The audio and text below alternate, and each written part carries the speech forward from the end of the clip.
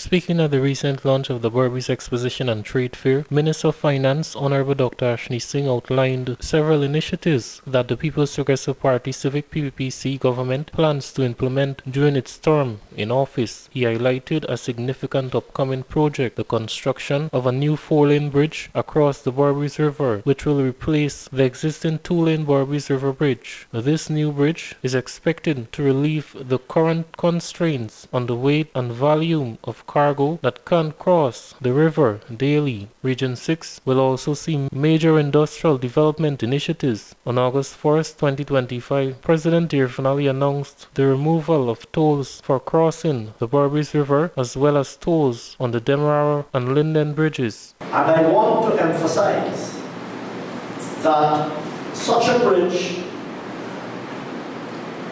is being built. Some may wonder why this new 4-lane bridge is being built when there is already a bridge across the Berbice River. Some may wonder, why is this necessary? There's already a bridge. But we have explained, and those of you who are in business, almost everybody in the room is in business, you know that the current bridge, though it has served an incredibly useful purpose, it has served as you know, I have my roots in Berbice, so I know the days when we used to have to line up at New Amsterdam Stelling and at Rosignol to go back and forth.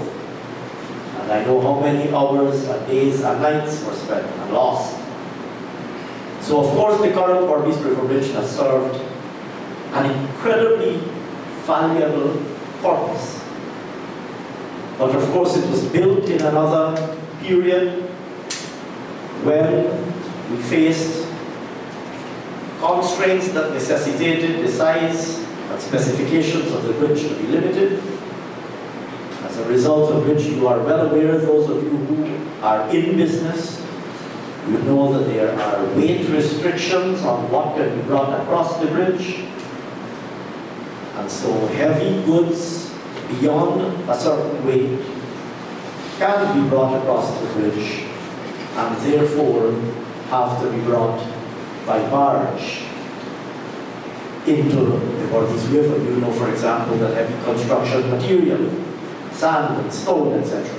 Minister Singh noted that the government is actively planning to develop a deep water harbor and is already in discussion with potential developers for the project. There are plans to develop an industrial park similar to what is being done at Wales to utilize additional gas resources in Region 6, which holds the potential to be used in industries such as the manufacture of fertilizers,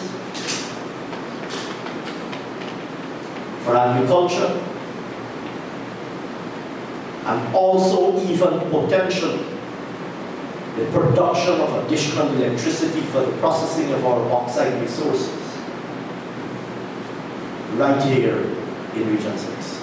Additionally, he mentioned that the plans for Region 6 include the production of processed and value-added agricultural products. The government is making significant investments in the agricultural sector to ensure that all regions benefit from improved services. For too long, we have been a producer of primary agricultural output, but not processed and value-added output. We want in this 5 years to be able to produce right here in Region 6 in a competitive manner, in a manner that will see us being able to compete with the Caribbean and with the rest of the world to produce value-added, packaged, processed, globally competitive, agro-processed and food-type commodities for export from right here in Region 6 using the deep water harbor right here in Region 6. Minister Singh also referenced the construction of the Quarantine River Bridge, which will link Guyana and Suriname, its neighboring country. And of course the risks that have historically been faced by our farmers and agencies. We're also investing very heavily in improved drainage and irrigation infrastructure. The Hope-like canals, 2 major outfalls, an embankment along the Kanji Creek and a network of drainage within that catchment area to reduce the risk of flooding and to improve water management for irrigation purposes, so our farmers will face, I would hesitate to say a completely eliminated risk of flooding, but they will face a significantly reduced risk of flooding and even of drought conditions, because we will have better water management and water storage capacity as a result of these investments. That work has started already. And then, of course, there are other infrastructure investments. I think it was Chairman or Chamber President who mentioned the bridge across the Quarantine River, linking us with our Surinamese neighbors.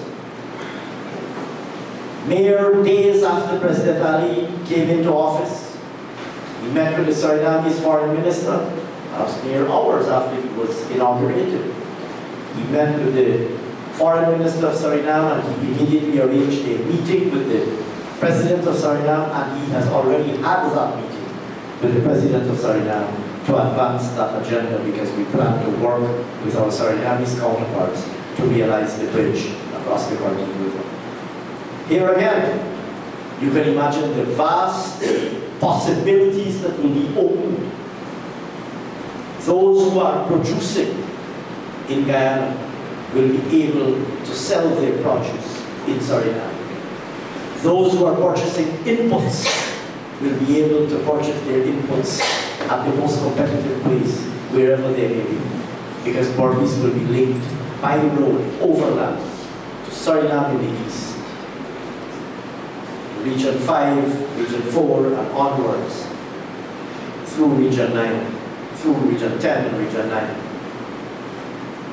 with northern Brazil, all by seamless road connection. The minister provided an update on the progress of the Palmyra Stadium, stating that once completed, it will host various sports events and attract numerous visitors from Berbice. Reporting for the LRTVS NewsWatch, I am Leroy Van Der Stoop.